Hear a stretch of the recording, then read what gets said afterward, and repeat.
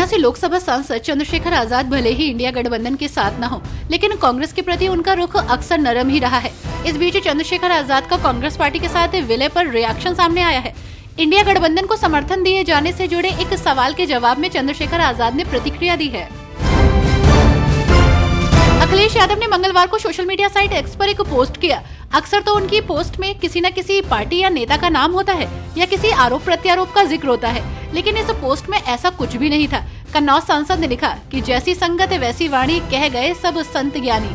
अब माना जा रहा है कि अखिलेश यादव ने अयोध्या स्थित हनुमानगढ़ी के महंत राजू दास के पोस्ट पर जवाब दिया है। वक्फ अधिनियम पर गठित जेपीसी की बैठक मंगलवार को उत्तर प्रदेश की राजधानी लखनऊ में हुई। भारतीय जनता पार्टी के सांसद और जेपीसी चीफ जगदम्बिका पाल की अध्यक्षता में हुई बैठक में सभी दलों के सांसद, यूपी सरकार के मंत्री भी पहुंचे। यहां आपको बता दें कि बैठक के बाद उत्तर प्रदेश सरकार में मंत्री दानिश अंसारी ने बताया कि आज की मीटिंग बहुत सकारात्मक रही।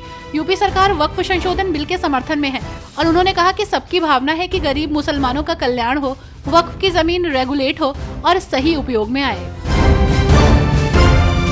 उत्तर प्रदेश की राजधानी लखनऊ में मेट्रो का जाल और बढ़ाने की तैयारी हो रही है। पब्लिक इन्वेस्टमेंट बोर्ड से इजाजत मिलने के बाद जल्द ही बहुप्रतीक्षित पहले फेज का काम शुरू हो जाएगा।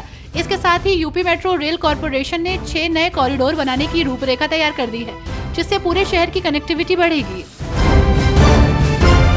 उत्तर प्रदेश की मिल्कीपुर विधानसभा उपचुनाव का घमासान तेज हो गया है। मिल्कीपुर में भारतीय जनता पार्टी और समाजवादी पार्टी समेत कुल 10 उम्मीदवार मैदान में हैं, जिसके बाद इस सीट पर लड़ाई बेहद दिलचस्प हो गई है। बहुजन समाज पार्टी ने इस चुनाव से दूरी बनाई हुई है और कांग्रेस सपा के साथ मिलकर खड़ी है। ऐसे में इस सीट पर सपा और बीजेपी के बीच सीधी टक्कर देखने को मिलेगी।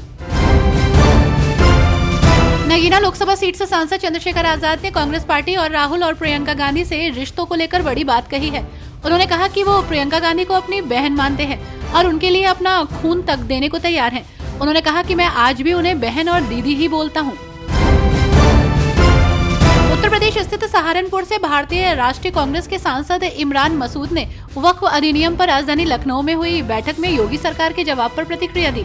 जानकारी के अनुसार योगी सरकार ने जेपीसी की बैठक में जानकारी दी कि वक्फ के दावे के उलट 14,000 हेक्टेयर नहीं बल्कि 3,000 हेक्टेयर ही वक्फ की जमीन है, बाकी 78% जमीन सरकार की है।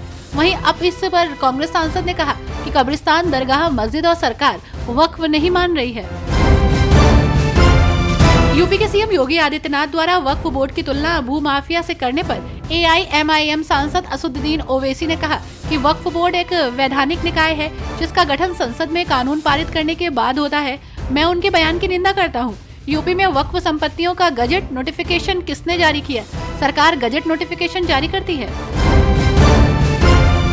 उत्तर प्रदेश की नगीना लोकसभा सीट से सांसद और आजाद समाज पार्टी के मुखिया चंद्रशेखर आजाद ने योगी आदित्यनाथ सरकार पर विकास योजनाओं के लिए आवंटित बजट खर्च नहीं कर पाने को लेकर निशाना साधा। उन्होंने कहा कि ये बात सही है कि सरकार के पास पैसे की कमी नहीं है, लेकिन कमी है तो इच्छा शक्ति की। उन्होंने कहा कि सरकार बजट तक खर्च नहीं कर पा रही है।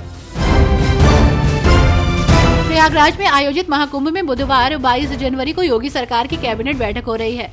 इस बैठक में योगी सरकार के सभी 54 मंत्रियों को बुलाया गया। बताया जा रहा है कि सरकार इस बैठक में प्रदेश को कई सौगात देने वाली योजनाओं और प्रस्तावों की मंजूरी देगी। इसके बाद सूबे के मुख्यमंत्री योगी आदित्यनाथ अपने पूरे मंत्रिमंडल के साथ त्रिवेणी संगम में डुबकी भी लगाएंगे।